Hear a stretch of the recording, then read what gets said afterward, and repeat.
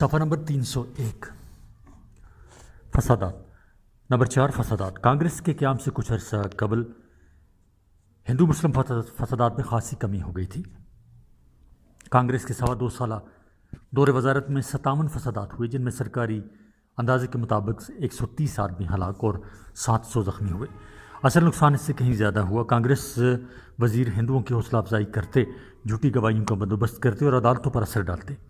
UP में कत्ल के मुकदमात में 34%, मुसल्लह डकैतियों की तादाद में 70%, चोरी में 21% और फसादात में 100% इजाफा हुआ। जब और जहाँ कहीं फ़िरका वाराना फसाद हो जाता, उसकी ज़िम्मेदारी मुस्लिम लीग पर डाल दी जाती और सज़ा सिर्फ मुसलमानों को मिलती। इसकी नुमाया मिसाल चांदपुर बसू का फसाद है, जहाँ 150 मुसलमान मर्द और औरतों और बच्चों को उम्र कैद की सज़ा मिली, मगर नागपुर हाई कोर्ट ने उन सबको बरी कर दिया और कांग्रेसी वजारत पर सख्त तनकीद की। नंबर 5 अदलिया और इंतज़ामिया के काम में मुदाखलत। कांग्रेस का हर रुकन ख़ुद को हुकूमत का एक अहम रुकन समझता था। अदालतों को हिदायत जारी की जाती, पुलिस को भी तफ्तीश के दौरान हिदायत दी जाती। डॉक्टर भगवान दास ने एक मजिस्ट्रेट को हुक्म दिया कि कांग्रेसी अरकान के ख़िलाफ़ मुकदमा खारिज कर दिया जाए। बाज़ मकामात पर कांग्रेसी थाने बने और कांग्रेस पुलिस अफसरों की तरबियत का बंदोबस्त हुआ। ये लोग पुलिस वर्दी में परेड किया करते थे। सुबह सीपी के साबिक वज़ीर आला डॉक्टर खारे ने इंकशाफ किया कि इसके हिंदू वज़ीर मुसलमानों को दबाने के लिए इस पर दबाव डाला करते थे। उसने कहा, हमारे ओहदे कबूल करने के 15 दिन के अंदर नियाज़ अहमद ख़ान DSP का तबादला कर दिया गया, इसलिए कि वो कांग्रेसी के ख़िलाफ़ एक मुसलमान औरत के अगवा के केस की तहकीकात कर रहा था। डिप्टी कमिश्नर इनामुल हक को मुस्तकिल करने की मुखालफत की गई। यह इंतज़ामी अमूर में धांधली का एक और वाक़या इसी सूबे से ताल्लुक़ रखता है। वज़ीर कानून के पास एक ऐसा मुकदमा आया जिसमें एक हिंदू ने मुसलमान लड़की को जहर देकर मार डाला था। उसकी अपील हाई कोर्ट ने मुस्तरद कर दी थी। इसको रिहा कर दिया गया और मुसलमानों के एहतजाज की तरफ किसी ने तवज्जो न दी। सफ़ा नंबर 302 कौमी तराना। कांग्रेसी हुकूमत ने वंदे मातरम को कौमी तराना करार दिया। ये गीत एक मुसलमान दुश्मन बंगाली बंकम चंद्र चीड़जी के नावल आनंद मात से लिया गया था, जो 1882 में शाया हुआ। इसके 36 फ़िक्रों में से 7 बंगाली और 29 संस्कृत ज़बान के हैं। इसमें बंगाल की मुसलमान हुकूमत के ख़िलाफ़ सन्यासी बगावत का जिक्र है।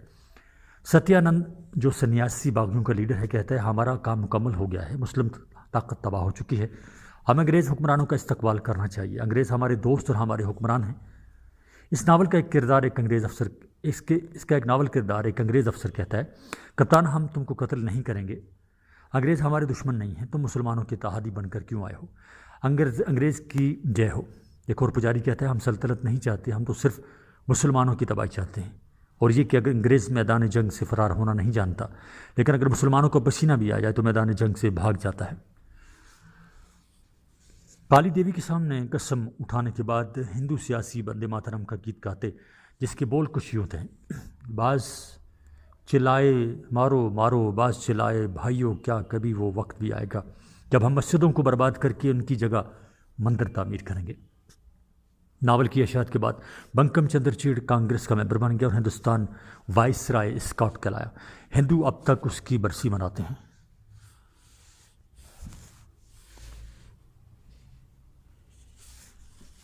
ये तराना मुसलमानों के ख़िलाफ़ नफ़रत का इजहार था। अब या तो मुसलमान ख़ुद को गैर मुल्की लुटेरे होने का नज़रिया कबूल कर लें या मार खाएं।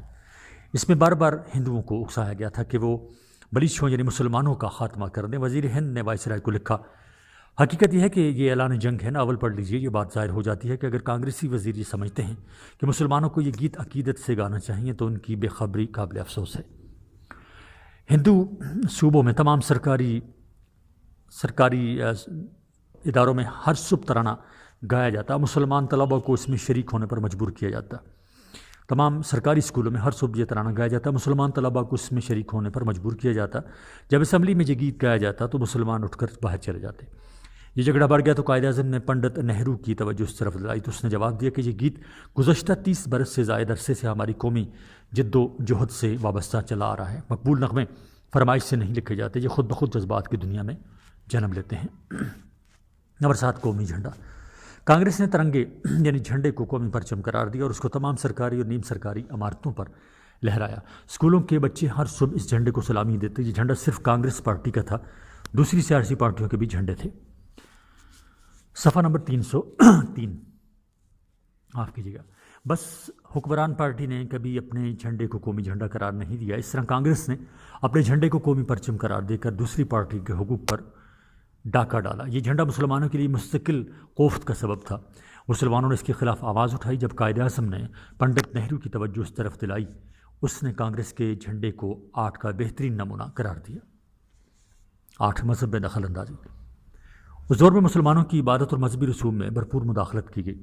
نماز کے وقت مسجدوں کے سامنے باجا بجایا جاتا. بعض جگہ مسلمان اذان نہ دے سکتے تھے. محرم منانے کی اجازت نہ تھی. ہندو بلوائی مسجدوں میں گھس جاتے اور نمازیوں کو پیٹتے. محرم اور عید میلاد النبی کا جلوس نہ نکلنے دیتے. بہار کے ضلع شاہ آباد کے گاؤں اور راج پور خیرہ میں مسلح ہندوؤں نے نماز عشاء کے بعد گاؤں کی مسجد پر حملہ کر دیا. مشرقی یوپی کے گاؤں ٹانڈا میں مسلمانوں نے نماز عشاء کے وقت مسجد کے سامنے باجا بجانے سے روکا تو پولیس نے ان پر گولی چلا دی اور بہت سو کو گرفتار کر لیا. وہ مسلمانوں کو مسجد سے باہر گھسیٹ لائے اور حوالات میں بند کر دیا. جب انہوں نے پانی مانگا تو پیشاب پینے کو کہا گیا. موزہ تلکوری میں ایک مسلمان لڑکی کی شادی میں ہندوؤں نے گائے کشی کے بہانے مسلمانوں پر حملہ بول دیا.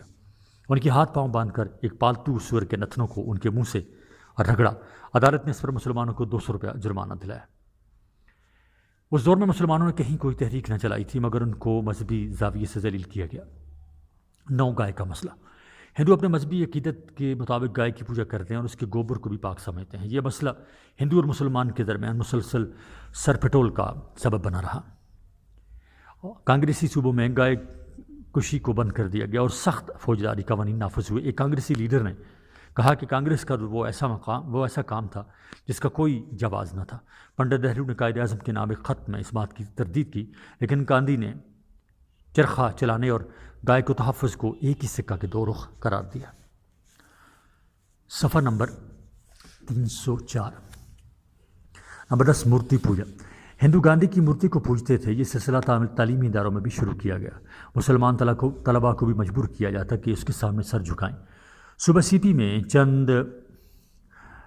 چندواڑ لوکل بورڈ کے چیئرمین نے اردو اسکولوں کو حکم بھیجا کہ مہاتما گاندھی کی تصویر کی پوجا کی جائے اور ان کے عظیم نظریات کا پرچار کیا جائے. دوسرے صوبوں میں بھی ایسے ہی احکامات جاری ہوئے. نمبر 11 قومی زبان. اردو زبان ہندو مسلم اتحاد کی علامت اور دونوں کا مشترکہ قومی ورثہ ہے. کیونکہ یہ ہندوستان بھر میں جہاں نہیں بھی بولی جاتی سمجھی ضرور جاتی ہیں، مگر ہندو اس کو مسلمانوں کی زبان قرار دیتے تھے. گاندھی کو بھی اس سے چڑ تھی. اس کا کہنا تھا کہ اردو مسلمانوں کی زبان ہے اور قرآنی حروف میں لکھی جاتی ہے. اس کا حل یہ تجویز ہوا کہ دونوں کو چھوڑ کر ایک تیسری زبان اپنائی جائے جس کا نام ہندوستانی ہو، وام فہم اور سادہ ہو. اس میں عربی، فارسی اور سنسکرت کے مشکل الفاظ نکال دیے جائیں اور اس کو اردو اور ہندی دونوں حروف میں لکھا جائے. لیکن کانگریس وزارتوں نے اردو کے خلاف باقاعدہ مہم شروع کر دی. ہندی کو قومی زبان قرار دیا اور اس میں موٹے موٹے نامانوس اور مشکل سنسکرت کے الفاظ شامل کر دیے. یہ زبان ہندوؤں کے لیے بھی سمجھنا مشکل تھی. صوبہ مدراس کے ہندوؤں نے اس زبان کے نفاذ کی مخالفت کی.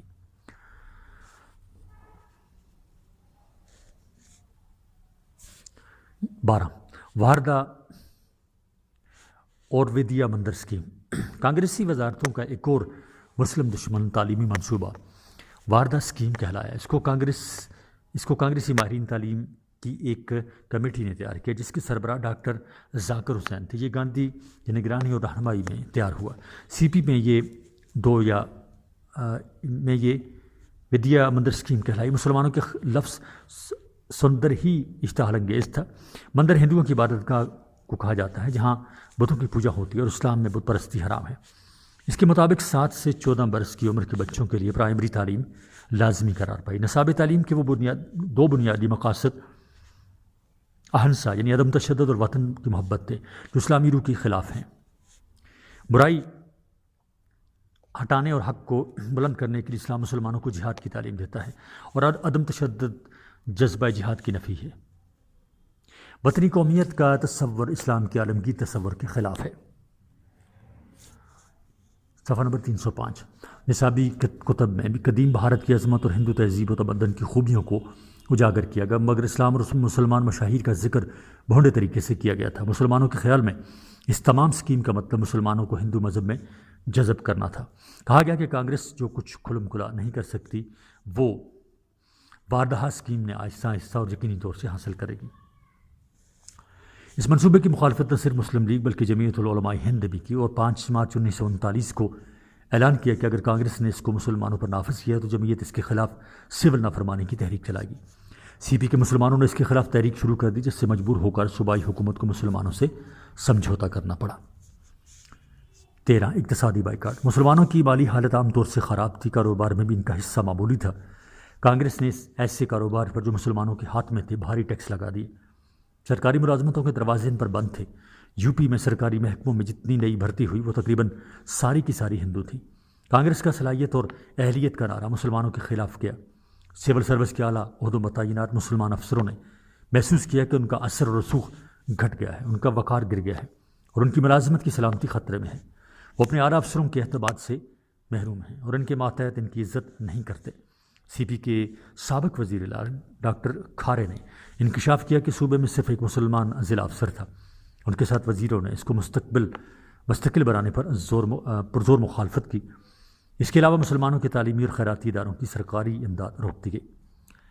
یو پی میں بڑے بڑے زمینداروں میں مسلمانوں کی تعداد کافی تھی، اس لیے وہاں زمینداری کا نظام ختم کر کے ان کو اپنی زمینوں سے محروم کر دیا گیا۔ البتہ جب بنگال میں زمینداری نظام ختم کیا جانے لگا تو کانگریس نے ہندو زمینداروں کی سرکاری اقدامات کی سخت مخالفت کی۔ پنجاب میں ہندو مہاجن جن مقروض مسلمانوں کی زرعی اراضی پر قبضہ کر لیتے تھے اس کے خلاف قانون کی بھی کانگریس نے مخالفت کی۔ تبصرہ: اقتدار سنبھالنے کے بعد کانگریس نے ہندو صوبوں میں مسلمانوں کے خلاف انتقامی رویہ اختیار کیا۔ کانگریسی مظالم کے نتائج۔ کانگریسی حکومتوں کی تنگ نظری اور مسلم دشمن پالیسی نے برصغیر کی تاریخ پر فوری اور دورس اثرات مرتب کیے، جن کا جائزہ درج ذیل ہے۔ نمبر 1، مسلم قومیت کا احساس۔ کانگریسی حکومتوں کو شاید یہ اندازہ نہ تھا کہ مسلمانوں کے اندر اپنی علیحدہ قومیت کا احساس کتنا گہرا تھا اور مسلم قومیت کے وجود پر انہوں نے جو بربنا حملہ کیا تھا اس کا رد عمل کیا ہوگا۔ مسلمانوں میں علیحدہ قومیت کا احساس پہلے ہی سے موجود تھا۔ کانگریسی وزارتوں کے مظالم نے اس احساس کو تقویت پہنچائی۔ نمبر 2، مسلم اتحاد و یکجہتی۔ کانگریسی حکومتوں کے طرز عمل نے مسلمانوں کے سامنے اس حقیقت کو روز روشن کی طرح عیاں کر دیا کہ اگر انگریزوں کی موجودگی میں یہ زیادتیاں ہو سکتی ہیں تو ان کے جانے کے بعد کیا ہوگا۔ برصغیر میں اسپین کی تاریخ دہرائی جائے گی اور ان کی تہذیب اور تمدن اور خود ان کا وجود مٹا دیا جائے گا۔ اس قومی خطرے کو دیکھ کر مسلمانوں کو اتحاد و اتفاق کی ضرورت کا احساس ہوا۔ یہ احساس مسلمان صوبوں میں بھی پھیلا۔ وہ مسلم لیگ کے جھنڈے تلے جمع ہونے لگے۔ مسلمانوں کی تاریخ کی اس نازک کھڑی میں پنجاب اور بنگال کے مسلمان عوام نے بھی اس اتحاد کو مضبوط بنانے کے لیے بھرپور کوشش کی۔ مسلم لیگ کے اکتوبر 1937 کے اجلاس لکھنؤ کے موقع پر پنجاب، بنگال اور آسام کے وزیر اعلیٰ نے اسلامی اخوت اور یکجہتی کا جو مظاہرہ کیا اس سے اقلیتی صوبوں کے مسلمانوں کے دلوں میں زندہ رہنے اور اپنی انفرادیت برقرار رکھنے کے لیے تازہ جذبے اور ولولے ابھرے۔ 3، مسلم لیگ کی مقبولیت۔ مسلمانوں کو کانگریس راج کا جو تلخ تجربہ ہوا اس کا نتیجہ یہ نکلا کہ مسلم لیگ کے دامن میں پلانے لینے کے۔ اس دوران مسلم لیگ نے جو مقبولیت حاصل کی اس کا اندازہ کئی واقعات سے بخوبی لگایا جا سکتا ہے۔ یو پی میں کانگریسی وزارتوں کے قیام کے بعد 5 ضمنی انتخابات ہوئے۔ ان سب پر مسلم لیگ کے امیدوار کامیاب ہوئے۔ اس کے بعد برصغیر میں جتنے بھی ضمنی انتخابات ہوئے سب سیٹیں مسلم لیگ نے جیتیں، یہاں تک کہ کانگریس نے مسلم نشستوں پر اپنے امیدوار کھڑے کرنے بند کر دیے۔ صفحہ نمبر 307۔ مسلم لیگ کی مقبولیت کی دوسری مثال یہ تھی کہ قائد اعظم نے 22 دسمبر 1939 کو یوم نجات منانے کی اپیل کی۔ یہ یوم اس طرح منایا گیا جس سے مسلم لیگ کے اندر اثر و رسوخ کا بھرپور مظاہرہ ہو گیا۔ برصغیر کا کوئی گاؤں، قصبہ اور شہر ایسا نہ تھا جہاں یوم نجات نہ منایا گیا ہو۔ نمبر 4، بلکہ اس سے پہلے مسلم لیگ نے مسلمانوں کو ایک سیاسی پلیٹ فارم، ایک جھنڈا اور ایک قومی زندگی کا شعور دیا۔ مسلمانوں کے دلوں میں انتہائی مایوسی چھا چکی تھی۔ مسلم لیگ نے اس کی جگہ جرأت مندی، خیالات کی پختگی، ذہنی یکجہتی، اپنی فتح کا یقین اور حق اور سچائی کی عظمت کا احساس پیدا کیا۔ اس نے کہا کہ مسلمان ایک سیاسی اقلیت نہیں ہیں بلکہ ایک قوم ہے۔ نمبر 4، جمعیت العلماء ہند کا اغوا۔ کانگریس کو اپنی مسلم دشمن مہم میں اس قدر کامیابی ضرور ہوئی کہ بہت سے مسلمان کانگریس میں شامل ہو گئے۔ جمعیت العلماء ہند اگرچہ ایک الگ جماعت تھی لیکن 17 मई 1937 को कांग्रेस से मिल गई थी। सियासी अगवा का ये कारनामा मौलाना अबुल कलाम आज़ाद के हाथों हुआ। एक और साहब जिन्होंने फ़ौरन सियासी चोला बदल लिया वो मुस्लिम लीग के गुज़श्ता सेशन के सदर वज़ीर हसन थे। उनके बयानों की बिना पर उनको 1937 में लीग से खारिज करना पड़ा। उसके अलावा कांग्रेस को दूसरे सूबों में इक्का दुक्का मुसलमान कांग्रेस के हलफनामे दस्तखत करने के लिए मिल गए, लेकिन मजमूई तौर पर पूरे मुल्क के मुसलमानों में हिंदू राज की मुज़ाहमत का एक नया जोश उभरने लगा, जिसकी क़यादत मिस्टर जिन्ना ने इसी अज़म के साथ संभाली, जिस अज़म के साथ वो पिछले 25-30 बरस तक हिंदू मुस्लिम इत्तेहाद और लीग कांग्रेस तहामुल के लिए काम करते रहे थे। नंबर 5, कायदे आज़म के अंदाज़े फ़िक्र में तब्दीली। कांग्रेसी हुकूमतों ने मुसलमानों के ख़िलाफ़ यके बाद दिगरे जो इक़दामात किए तो ये हकीकत मुसलमानों के सामने खुलकर आ गई कि कांग्रेस के तसव्वुर आज़ादी में मुसलमानों का मुस्तक़बिल क्या था। मिस्टर जिन्ना ने मुस्लिम लीग की इंतखाबी मुहिम को इस मकसद से मुनज़्ज़म किया था कि कांग्रेस और मुस्लिम लीग के ज़ेर क़यादत हिंदू और मुसलमान मुल्क की आज़ादी हासिल करने के लिए बाइम तहामुल करेंगे। लेकिन क्या इस आज़ादी के ज़रिए अगर कांग्रेस को इक़्तिदार हासिल हो जाए तो वो सबसे पहला कदम मुसलमानों के इज्तिमाई वजूद को ख़त्म करने के लिए उठाए, और अगर हिंदुस्तान में मुसलमानों का वजूद ही बाकी न रहे तो उस कल्चर और तहज़ीब के नशोनुमा की क्या गुंजाइश थी जो उनके कौमी वजूद से वाबस्ता था। सफ़ा नंबर 308 ही जारी है। क्या मुसलमानों को ऐसी आज़ादी हासिल करने के लिए कांग्रेस के साथ तावन करना चाहिए या ऐसी आज़ादी की मुज़ाहमत करनी चाहिए? कांग्रेस के इस रवैये ने मिस्टर जिन्ना को हैरान कर दिया। इसके बाद आपको हिंदुस्तान के पूरे सियासी मसले के मुतालिक अज़्ज़र-ए-नौ गौर करना और कांग्रेस के अज़ाम को की रोशनी में अपनी पॉलिसी अज़्ज़र-ए-नौ मरतब करना पड़ी। यहाँ से कायदे आज़म के अंदाज़े फ़िक्र में एक इनकलाबी तब्दीली आई जिसने बहुत थोड़े अरसे में हिंदुस्तान का नक्शा बदल दिया। इसके बाद एक मरतबा कायदे आज़म ने कांग्रेस छोड़ने की वजह बयान करते हुए फरमाया, तंग हिंदू ज़हनियत के सबब जब कोई अहम सवाल सामने आता तो हिंदू लीडर इसको इज्तिमाई मुल्की मफाद में न देखते बल्कि ठेठ हिंदू मफादात की रोशनी में परखते। 6, मुतालबा पाकिस्तान का पेशखदमा। मुसलमान अब तक जुदागाना वतन के तसव्वुर से बेगाना थे। वो सिर्फ ये चाहते थे कि हिंदू अक्सरियत के दौर हुकूमत में उनके हुकूक का तहफ़्फ़ुज़ हो, जिसके लिए वो नई नई तजावीज़ सोचा करते थे, मगर कागज़ी दस्तूर तहफ़्फ़ुज़ात पर इनका एतमाद ख़त्म हो गया था। अब वो किसी वफाक के कायल न रहे। 1937 से पहले और बाद की मुसलमान सियासत के अंदाज़ फ़िक्र में बुनियादी तब्दीली पैदा हुई कि अब वो किसी किस्म के वफाक के हामी न रहे और उन्होंने मुतहद्दा हिंदुस्तान का तस्वर हमेशा के लिए अपने दिमाग से निकाल दिया। उनको यकीन हो गया कि फ़कत अलहदा वतन का क़याम ही इनको तहफ़्फ़ुज़ की ज़मानत दे सकता है। इस तरह हिंदुओं की तंग नज़री ने मुसलमानों को अलहदगी पसंदी की रास्ते पर डाल दिया, जहाँ से उनकी वापसी का सवाल ही पैदा न होता था। बस ये बात कहनी बिल्कुल ठीक है कि कांग्रेस वजारतों की मुस्लिम दुश्मन पॉलिसी मुतालबा पाकिस्तान का फौरी सबब साबित हुआ। चौधरी खलीक़ुज़्ज़मान के अल्फाज में 1923 से 1937 तक हिंदू अवामी शऊर कांग्रेस और मुसलमान लीडरों के दरमियान हिचकोले समझौते की राह में रुकावट बना रहा। अब मुसलमान अपने हुकूक और ताकत से आशना होकर हिंदुओं से मामलात का तस्वीर कर लेने के मुखालिफ बन गए। सफ़ा नंबर 309, पीरपुर रिपोर्ट।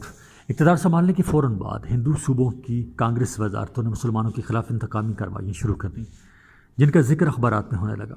जब शिकायत का सिलसिला बढ़ता चला गया और कांग्रेसी वजारतों ने खामोशी इख्तियार की तो इन शिकायत की तहकीकात के लिए मुस्लिम लीग कौंसिल ने कदम उठाया। उसने 20 मार्च 1938 को एक तहकीकाती कमेटी तश्कील दी, जिसके चेयरमैन रियासत पीरपुर के हुक्मरान राजा सैयद मोहम्मद मेहदी थे।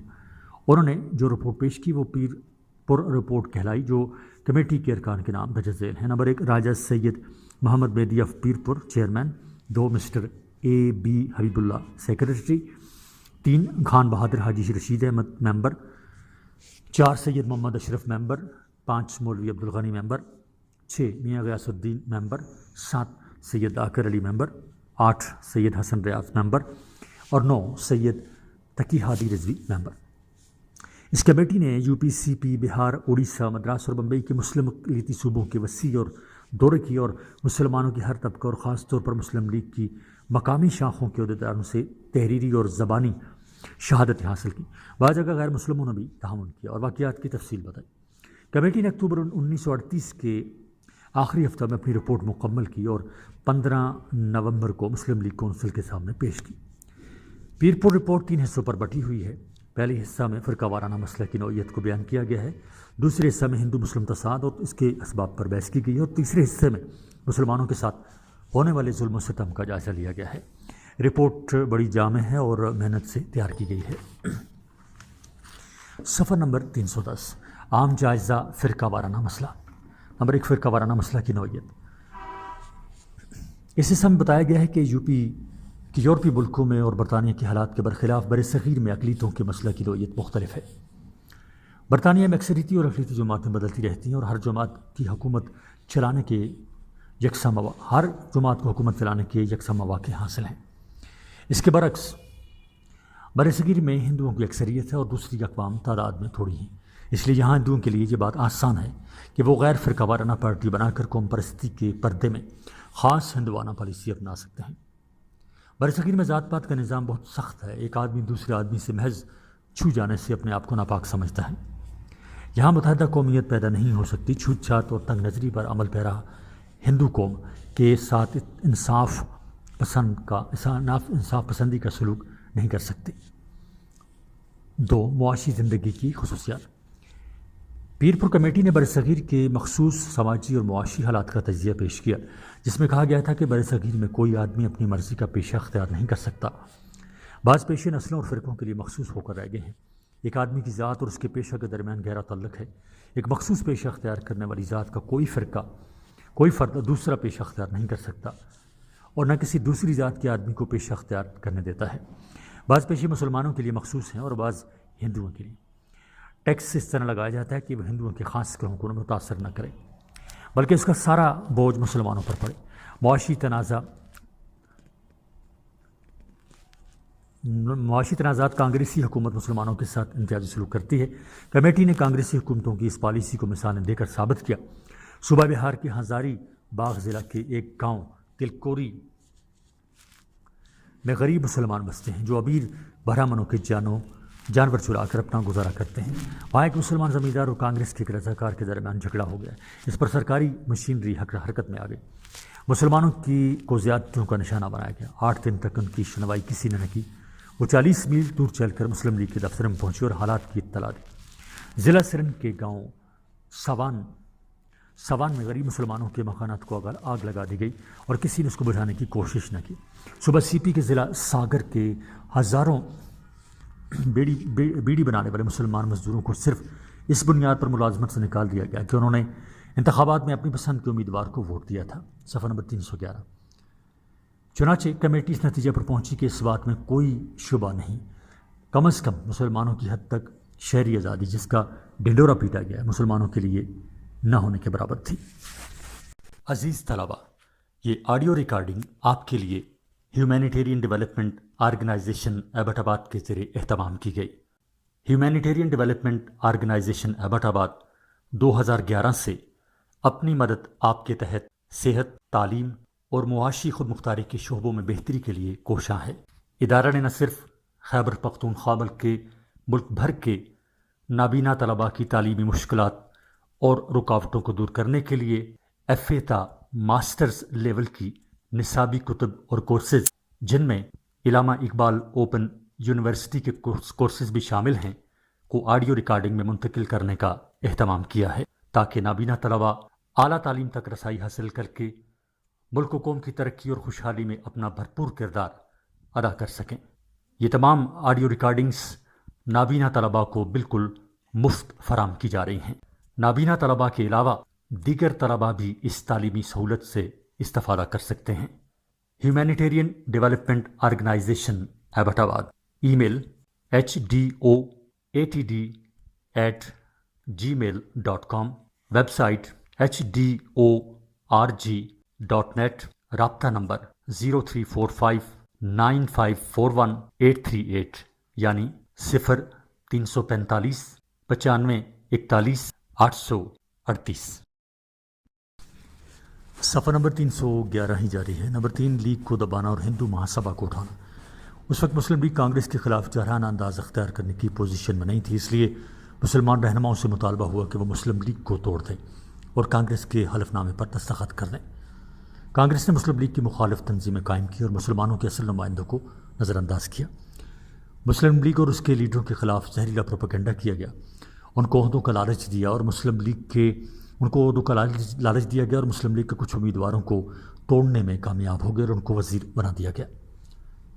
ہندو مہاسبھا کانگریس کے درمیان فکری ہم آہنگی موجود تھی۔ کانگریس کے ارکان ہندو مہاسبھا میں شامل تھے، اس لیے صوبہ بہار میں کانگریس نے ہندو مہاسبھا کو آگے بڑھایا۔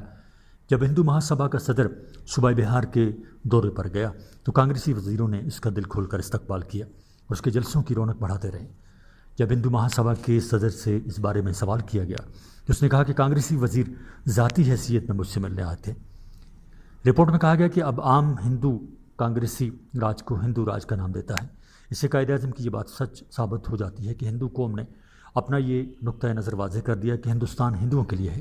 کانگریس اس کام کو نیشنلزم کے خوبصورت لفظ کے استعمال سے کرتی ہے اور ہندو مہاسبھا الفاظ کا تکلف نہیں کرتے۔ 4 مسلم رابطہ عوام مہم۔ گزشتہ صوبائی انتخابات نے کانگریس کو یہ سبق دیا کہ بطور قومی جماعت اس کا وقار خطرے میں ہے۔ اس کے اس فیصلے کو کہ وہ عام طور پر مسلم سیٹ پر انتخابات نہیں لڑے گی اور اس کے مسلمان امیدواروں کی شکست نے اس دعویٰ کو غلط ثابت کر دیا کہ وہ مسلمان عوام کی نمائندگی کرتی ہے۔ کانگریس کی شکست کی اہمیت اس بات سے اور بھی زیادہ بڑھ جاتی ہے کہ اس کے پاس مضبوط تنظیم موجود تھی اور کوئی مسلمان جماعت اس کی مؤثر طور پر مخالفت نہیں کر سکتی تھی۔ صفحہ نمبر 312۔ پنڈت جواہر لال نہرو نے کانگریس کی شکست کے بارے میں جو بیان دیا ہے اس سے ظاہر ہوتا ہے کہ کانگریس مسلم مخالفت سے گھبرا گئی، لیکن بجائے اس کے کہ وہ مسلمانوں کی مخالفت کی وجوہات تلاش کرتی، اس نے مسلم رابطہ عوام تحریک شروع کر دی۔ بہت سے مسلمانوں کو یقین ہے کہ اس تحریک کے سلسلے میں کانگریس نے مسلمانوں کو صرف اس لیے ملازم رکھا کہ وہ اپنے ہم مذہبوں کے خلاف کریں۔ اس بات کی پوری کوشش جاری رہی کہ نہ صرف مسلمانوں کو کانگریس میں شریک ہو جانے کی ترغیب دی جائے بلکہ مسلم لیگ کے لیڈروں کو بدنام بھی کیا جائے۔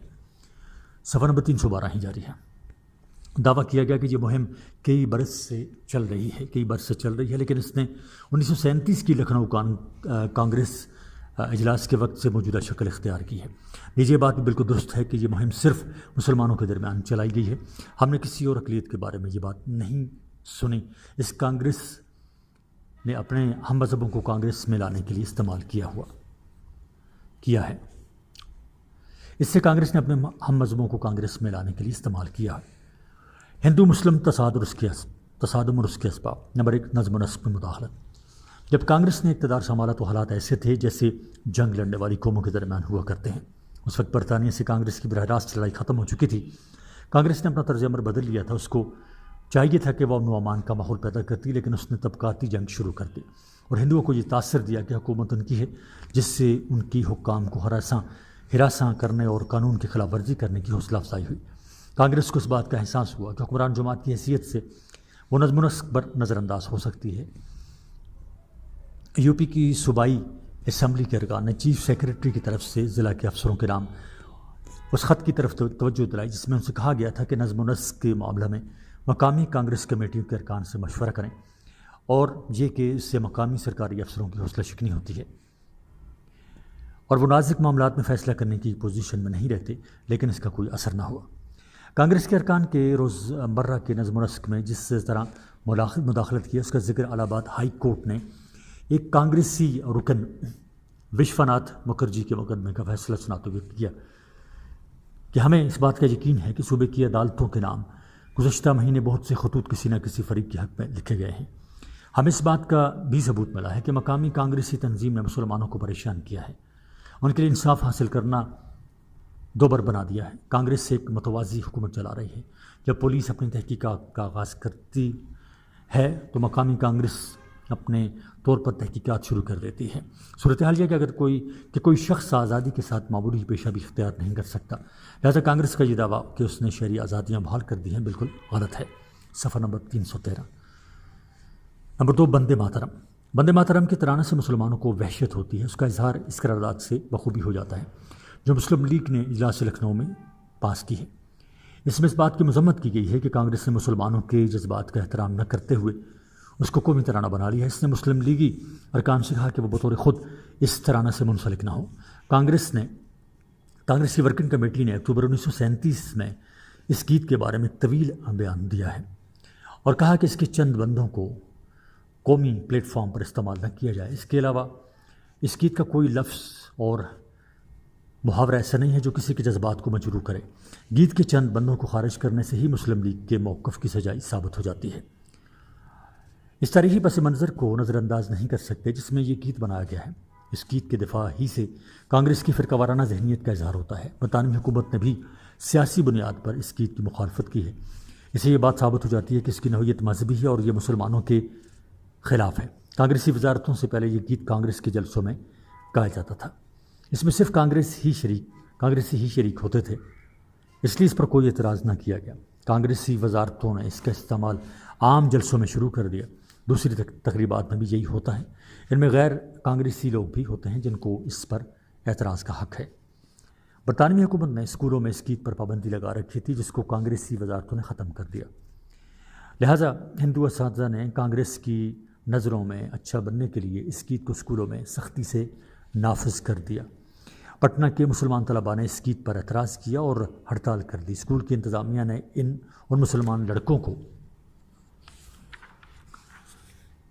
مجبور کیا کہ وہ اسکول چھوڑ دیں۔ صفحہ نمبر 314۔ اس پر مسلمانوں نے ایک نیا اسکول کھولا تاکہ مسلمان طلباء کے مستقبل کو تباہ ہونے سے بچایا جا سکے۔ سی پی کے طلباء کو میونسپل اسکولوں سے یہی شکایت ہے کہ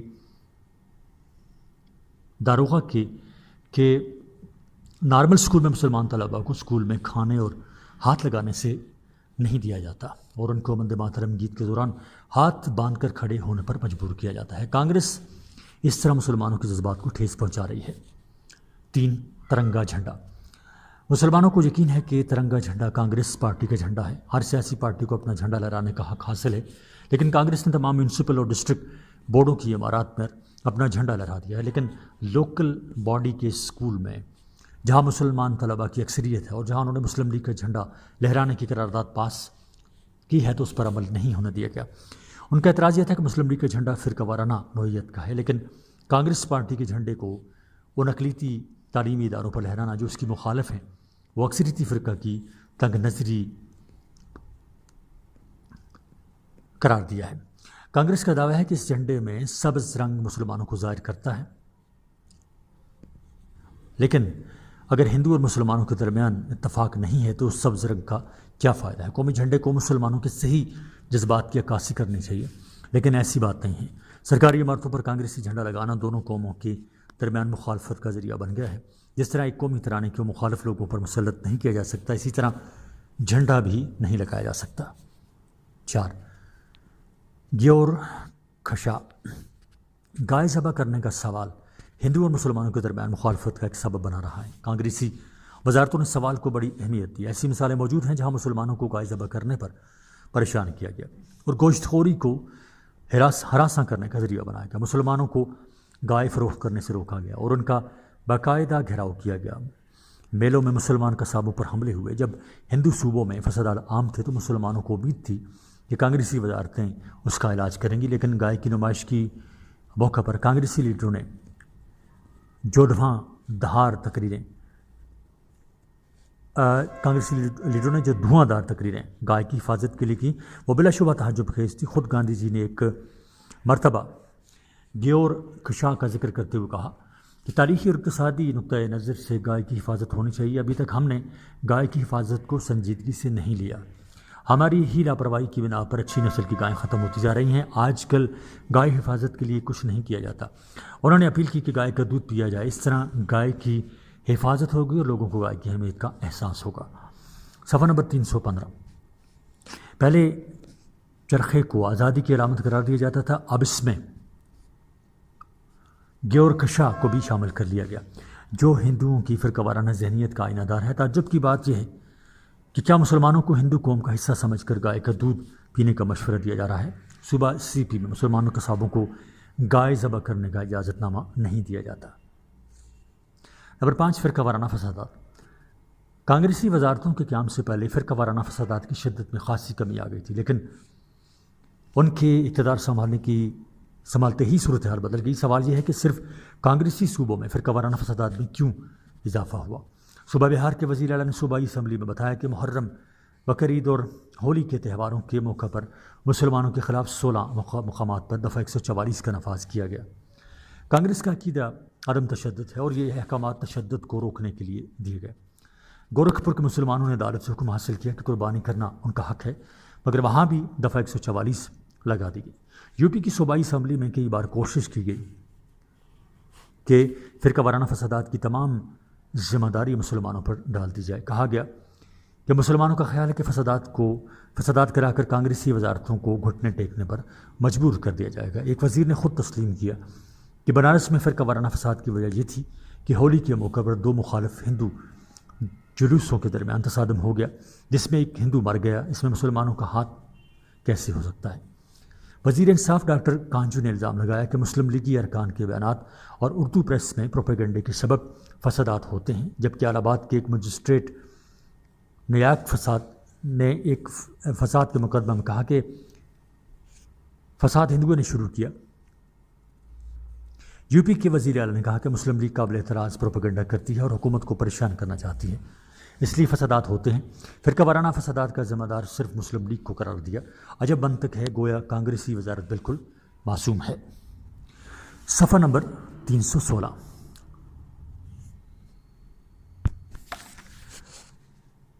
عزیز طلبہ، یہ آڈیو ریکارڈنگ آپ کے لیے ہیومینیٹیرین ڈیولپمنٹ آرگنائزیشن ایبٹ آباد کی طرف سے کی گئی۔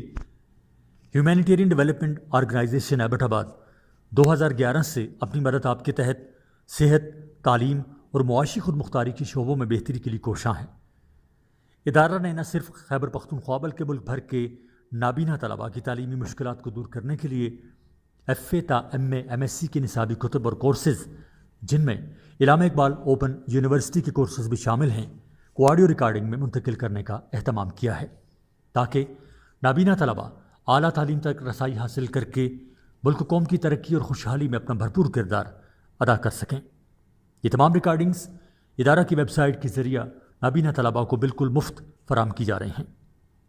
ہیومینیٹیرین ڈیولپمنٹ آرگنائزیشن ایبٹ آباد، ویب سائٹ HDORG.net، ای میل HDOATD@gmail.com، کانٹیکٹ نمبر 03459541 یعنی 0345 9541 838۔ صفحہ نمبر 316، نمبر 6، زبان اور کلچر۔ مسلمان زبان اور کلچر نے بھی ان دونوں بڑی اہمیت حاصل کر لی۔ اس کی وجہ بڑے بڑے کانگریسی لیڈروں کی غلط سوچ ہے۔ وہ برصغیر میں مسلمانوں کے جداگانہ کلچر کے وجود کو تسلیم ہی نہیں کرتے تھے۔ اردو زبان دونوں قوموں کا مشترکہ سرمایہ ہے۔ ہندوؤں میں بھی پنڈت رتن ناتھ سرشار اور ودیا شنکر نسیم جیسے بڑے اردو زبان کے شاعر ہوئے ہیں۔ سربیج بہادر سپرد جیسا شخص اردو کے تحفظ میں پیش رہے اور اردو زبان ہندوؤں اور مسلمانوں نے مل کر تخلیق کی۔ اس کی نشو و نما میں دونوں برابر کے حصہ دار ہیں۔ اردو جو قومی زبان تھی، ہندوؤں کے تعصب کی وجہ سے اردو زبان مسلمانوں کی زبان قرار دی گئی۔ پنڈت جواہر لال نہرو نے کہا تھا کہ کانگریس اقلیتوں کی زبان اور کلچر کی حفاظت کی ضمانت دیتی ہے۔ وہ چاہتے تھے ہندی اور فارسی رسم الخط میں لکھی ہوئی ہندوستانی قومی زبان بنا لی جائے اور دونوں رسم الخط کو سرکاری طور پر برابر کا درجہ دیا جائے اور اس کا استعمال عوام پر چھوڑ دیا جائے۔ مگر مسٹر گاندھی نے کہا کہ تکنیکی اور سائنسی اصطلاحات کے لیے سنسکرت زبان سے الفاظ دیے جائیں، لیکن مسلمان سنسکرت زبان کے الفاظ نہیں سمجھ سکتے۔ کانگریسی لیڈر کہتے ہیں کہ وہ بھگت کبیر، گرو نانک اور تلسی داس کی زبان استعمال کرنا چاہتے ہیں، لیکن وہ میر اور مرزا غالب کا ذکر ہی نہیں کرتے۔ CP اور برار میں، بہار میں اور اوڑیا اور مراٹھی زبانیں بچوں کے لیے ذریعہ تعلیم بنانے کا پروگرام تھا، مگر اردو زبان کی تدریس کا کوئی ادارہ نہ تھا۔ مسلمان اس بات سے پریشان تھے، ان کو شکایت تھی کہ حکومت اردو اسکول نہیں کھولتی، وہ اردو اسکولوں کو فالتو قرار دیتی ہے۔ ان میں سے 58 موپلا مسلمانوں کے تھے۔ حکومت نے موپلا مسلمانوں کو تعلیم کے فروغ کے لیے جو سہولتیں دی تھیں وہ بھی واپس لے لی گئیں۔ صوبہ CP کے ان اضلاع میں جہاں مسلمانوں کی آبادی اچھی خاصی ہے، کوئی اردو اسکول موجود نہیں۔ اردو زبان میں لکھی ہوئی کسی درخواست پر کوئی کارروائی نہیں کی جاتی تھی۔ نصاب کی کتابوں میں صرف ہندو مشاہیر اور ہندوؤں کی عظمتوں کا ذکر ہوتا تھا، مسلمانوں کے بارے میں کچھ نہیں لکھا جاتا تھا، بلکہ بعض کتابوں میں مسلمانوں کا ذکر تک نہیں ہے۔ بہار میں صورتحال یہ ہے کہ عدالتیں اردو زبان میں لکھی ہوئی درخواستیں تو قبول نہ کرتی مگر کہتی کہ انہیں ہندی ترجمہ پیش کیا جائے۔ صوبائی اسمبلی میں مسلمان اراکین جو تقریر کرتے وہ ہندی رسم الخط میں لکھی جاتی اور ان کا خلاصہ انگریزی زبان میں بیان کر دیا جاتا۔ سوال یہ ہے کہ جب سوئٹزرلینڈ جیسا چھوٹا ملک 3 زبانوں میں تدریسی سہولتیں فراہم کرتا ہے تو ہندوستان میں 2 زبانیں کیوں نہیں ہو سکتی؟ صفحہ نمبر 317۔ مسلمانوں کے مصائب کی تفصیل۔ کانگریسی وزارتوں نے مسلمانوں پر جو مظالم توڑے، ان مظالم کے سبب یہ کہنا بالکل درست ہے کہ کانگریس کی صوبائی حکومتوں کی آئینی خصوصیت آمرانہ تھی۔ کانگریس نے مسلمانوں کی شکایات کو مفاد پرست ٹولے کی بے اطمینانی کہا، لیکن ایسے ٹولے کو بھی کچھ جائز شکایات کا سہارا لینا پڑتا ہے۔ پیر رپورٹ نے کانگریس کے چہرے سے مسلمانوں کے ساتھ نام نہاد رواداری کے نقاب کو نوچ کر باہر پھینک دیا۔ سید حسن ریاض لکھتے ہیں کہ میں خود پیر پور کمیٹی کا رکن تھا، اس لیے ذاتی علم کی بنیاد پر اس بات کی تصدیق کرتا ہوں کہ اس رپورٹ میں ہندو اور کانگریسی حکومتوں کے خلاف جتنے الزامات لگائے گئے سب صحیح تھے، ان میں مبالغہ نہ تھا۔ دیگر رپورٹ۔ پیر رپورٹ مرکزی مسلم لیگ کی تشکیل کردہ کمیٹی تحقیقاتی کمیٹی نے مرتب کی تھی۔ کچھ مسلمانوں نے کانگریس مسالم کے بارے میں انفرادی طور پر بھی لکھا۔ صوبہ بہار کی مسلم لیگ نے مارچ 1939 میں ایک رپورٹ اپنے صوبے کے بارے میں شائع کی جو شریف رپورٹ کہلائی۔ حکیم اسرار احمد نے سی پی میں کانگریسی راج نامی کتابچہ لکھا۔ نواب کمال یار جنگ نے کانگریسی وزارتوں کی تعلیمی پالیسیوں کا جائزہ مرتب کیا۔ بنگال کے وزیر اعلیٰ مولوی فضل الحق نے کانگریسی راج میں مسلمانوں پر مصائب کے عنوان سے ایک اخباری بیان جاری کیا۔ ان میں تمام مصائب و تکالیف کا ذکر کیا گیا جو کانگریسی اور راج میں مسلمانوں کو برداشت کرنا پڑے۔ تقسیم کے منصوبے یعنی پارٹیشن سکیمز۔ ایک الگ مسلم مملکت کے قیام کا خیال آہستہ آہستہ گہرا ہوتا چلا گیا۔ اس حوالے سے بہت سی شخصیات نے ہندوستان کی تقسیم کا حل منطقی اور ٹھوس انداز میں بتایا۔ ذیل میں چند شخصیات کے بارے میں بتایا جا رہا ہے جنہوں نے تقسیم کے بارے میں اپنے خیالات کا اظہار کیا ہے۔ KS سردار گل خان۔ تقسیم ہند کے حوالے سے وحید الزمان نے ٹورڈز پاکستان میں ڈیرہ اسماعیل خان کے سردار گل محمد خان کے بیان کا حوالہ دیا تھا جو انہوں نے فرنٹیئر انکوائری کمیٹی کے سامنے 1928 میں دیا تھا۔ اپنے اس بیان میں انہوں نے ہندوستان کو مسلم اور ہندو علاقوں میں تقسیم کر دینے کا منصوبہ پیش کیا۔ صفحہ نمبر 318۔ جو علاقے سردار گل محمد خان نے مسلم ہندوستان کے لیے تجویز کیے تھے وہ آگرہ سے پشاور تک پھیلے ہوئے تھے۔ وہاں مسلمانوں کی آبادی 8 کروڑ کے لگ بھگ تھی۔ آگرہ سے راس کماری تک کا علاقہ ہندوؤں کی مملکت میں شامل کرنے کا خیال سردار صاحب نے پیش کیا۔ اس علاقہ کی آبادی 33 کروڑ آبادی پر مشتمل تھی۔ ڈاکٹر سر محمد اقبال۔ علامہ محمد اقبال نے الہ آباد میں آل انڈیا مسلم لیگ کا سالانہ اجلاس 1930 میں صدارتی خطبہ الہ آباد دیا۔ انہوں نے پہلی مرتبہ تفصیل کے ساتھ تقسیم کے بارے میں بتایا۔ انہوں نے اس حوالے سے پورا سیاسی پس منظر بیان کیا اور اسلام کو ایک مکمل دین کی حیثیت سے پیش کرتے ہوئے اس بات کا مطالبہ کیا کہ شمال مغربی علاقوں پر مشتمل ایک مسلم ریاست کا قیام عمل میں لایا جائے۔ انہوں نے کہا کہ یہ سارے علاقے ایک ریاست میں ضم ہو جائے، یہ سب کچھ برطانوی حکومت کے تحت ہو یا ان علاقوں پر مبنی نئی تنظیم کو ایک مکمل طور پر آزاد مملکت کا درجہ دیا جائے۔ بہرصورت مسلم ریاست کا قیام اب مسلمانوں کا مقدر بن چکا ہے۔ اقبال نے جداگانہ مسلم ریاست کا جو تصور پیش کیا اس کے بارے میں کچھ محققین کا کہنا ہے کہ اقبال کا تصور آزاد اور خود مختار مسلم ریاست سے کمتر ہے۔ ان کا کہنا ہے کہ اقبال جداگانہ مقتدر مسلم مملکت کی بجائے مسلم اکثریتی علاقوں کو ایک بڑی فیڈریشن کا حصہ بنانا چاہتے تھے۔ وہ صرف داخلی خود مختاری کی حامی تھے، مکمل خود مختاری کا تصور ان کے ہاں نہیں تھا۔ اقبال کے نظریہ پر ایک اور اعتراض بھی کیا جاتا ہے کہ انہوں نے مشرقی حصے کے مستقبل پر غور نہیں کیا تھا اور ان کے ذہن میں صرف پنجاب، سندھ، سرحد بلوچستان اور کشمیر پر مشتمل مسلم علاقہ تھا۔ اس کے جواب میں کچھ لوگوں نے اس طرح وضاحت کی ہے کہ علامہ اقبال نے خطبہ الہ آباد میں جب یہ الفاظ کہے کہ ذاتی طور پر میں ان مطالبات سے آگے جانا چاہتا ہوں تو ان کے ذہن میں مکمل طور پر آزاد اور خود مختار مسلم مملکت کا نقشہ موجود تھا۔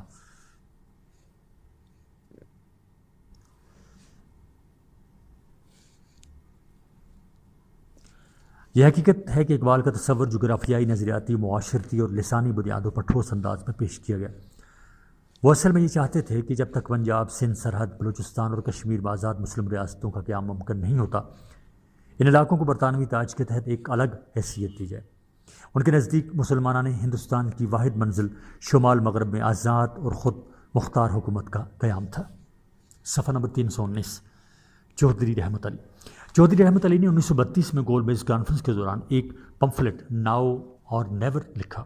اس میں انہوں نے بتایا کہ مسلمانان برصغیر کا مقدر تقسیم ہندوستان سے وابستہ ہے۔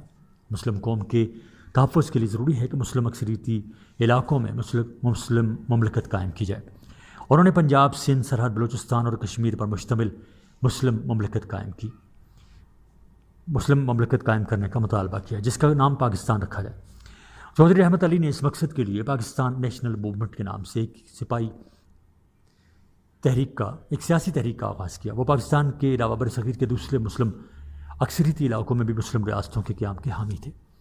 انہوں نے ذہنی طور پر مسلمانوں کو جداگانہ مسلم مملکتوں کے لیے جدوجہد کرنے کے لیے تیار کیا۔ اس تحریک کے ذریعے چند ہی سالوں میں تقسیم کا موضوع عام ہو گیا۔ عالم انڈیا مسلم لیگ نے 1940 میں علیحدہ وطن کے حصول کے لیے قرارداد لاہور منظور کر لی۔ مخالفین نے اس قرارداد کو قرارداد پاکستان کا نام دے دیا۔ مسلم لیگ نے پاکستان کا لفظ قبول کر لیا اور 1947 میں ملک وجود میں آ گیا۔ سر آغا خان۔ آغا خان 20ویں صدی کے آغاز سے مسلم سیاست سے پوری طرح وابستہ تھے۔ انہوں نے ہندوؤں کے ساتھ مسائل کو حل کرنے کی بہت زیادہ کوشش کی، لیکن ہندو اپنی ہٹ درمی پر ڈٹے رہے۔ اس کے بعد نہرو رپورٹ نے آغا خان کو بالکل مایوس کر دیا۔ انہوں نے رپورٹ کے بارے میں اپنے تاثرات بیان کرتے ہوئے آل پارٹیز کانفرنس کا کلکتہ کنونشن میں مطالبہ کیا کہ تمام صوبوں کو پوری طرح آزادی اور خود مختاری کا درجہ دیا جائے تاکہ مسلم قوم اپنے علاقوں میں آزادی سے زندگی بسر کر سکے۔ انہوں نے لندن ٹائمز میں مضامین بھی لکھے جن میں تقسیم ہندوستان کو منطقی حل ثابت کرتے ہوئے مطالبہ کیا کہ مسلم اکثریتی علاقوں میں مسلم ریاستیں قائم کرنے کے لیے منصوبہ پر عمل کیا جائے۔ سر عبداللہ ہارون۔ 1938 میں قائد اعظم کی صدارت میں سندھ مسلم لیگ کا تاریخی اجلاس منایا گیا، جس میں سر عبداللہ ہارون نے سندھ مسلم لیگ کے صدر کے طور پر علیحدہ مسلم مملکت کے قیام کے حق میں قرارداد پیش کی اور پھر اس کو منظور کروایا۔ صفحہ نمبر 320 قرارداد میں کانگریس وزارتوں 1937 تا 1939 میں مسلمانوں سے ہونے والی زیادتیوں کے خلاف بیان کیا گیا تھا۔ قرارداد میں دونوں قوموں کے ماضی کے تعلقات کے بارے میں بھی حوالہ دیا گیا اور اس بات کی سفارش کی گئی کہ ماضی کے تجربات کی روشنی میں یہ ضروری ہو گیا کہ مستقبل کے دستور میں مسلمانوں کے حقوق کا تحفظ کیا جائے، مسلم اکثریتی علاقوں میں آزاد ریاست کے قیام کی کوشش کی جائے۔ قرارداد میں ہر قسم کے وفاقی دستور کو مسترد کر دیا گیا تھا۔ ڈاکٹر سید عبداللطیف نے اپنی 2 تصانیف ہندوستان میں مسلمانوں کا مسئلہ اور ہندوستان میں تہذیبی آزادی میں سیاسی بحران پر بحث کی۔ وہ عثمانیہ یونیورسٹی حیدرآباد دکن میں انگریزی ادب کے پروفیسر تھے۔ انہوں نے اپنی ایک اور کتاب freedom of cultural zone for India federation of cultural zone for India میں اس بات کی تجویز پیش کی کہ پورے ہندوستان کو مختلف حلقوں میں تقسیم کر دیا جائے اور ان میں 4 حلقے مسلم اکثریتی ہوں، یعنی مشرقی بنگال اور آسام، دہلی اور لکھنؤ، دکن اور سندھ، بلوچستان، سرحد، خیرپور، بہاولپور وغیرہ۔ ان 4 حلقوں کو ہندو حلقوں کے ساتھ ملا کر ایک کمزور وفاق کا حصہ بنا دیا جائے اور ہر حلقے کو داخلی طور پر خود مختاری حاصل رہے اور مرکز میں ایک تہائی نمائندگی مسلمانوں کو حاصل ہو۔ اور انہوں نے ایک اور خیال بھی پیش کیا کہ مسلم حلقوں کو آزاد اور بااختیار ریاستوں کی شکل میں ڈھال دیا جائے۔ اگر ایسا ہو تو بتدریج مسلم اور ہندو آبادی کی منتقلی کا بھی ایک وسیع منصوبہ بنایا جائے۔ چودھری خلیق الزمان پہلے کانگریس میں شامل تھے، اس کے بعد مسلم لیگ میں شامل ہوئے۔ 1916 میں ان کی سوانح عمری یعنی پاتھ وے ٹو پاکستان شائع ہوئی۔ اپنی تصنیف میں انہوں نے مسلمانوں کی جداگانہ مسلم مملکت کا ذکر کیا۔ اس میں انہوں نے بربرا بہت سی اس قسم کی باتوں کے بارے میں لکھا۔ یہ کتاب انہوں نے لارڈ کرنل میوپیٹ کو بھی دکھائی اور مطالبہ کیا کہ مسلمانوں کے لیے ایک الگ ریاست بنا دی جائے۔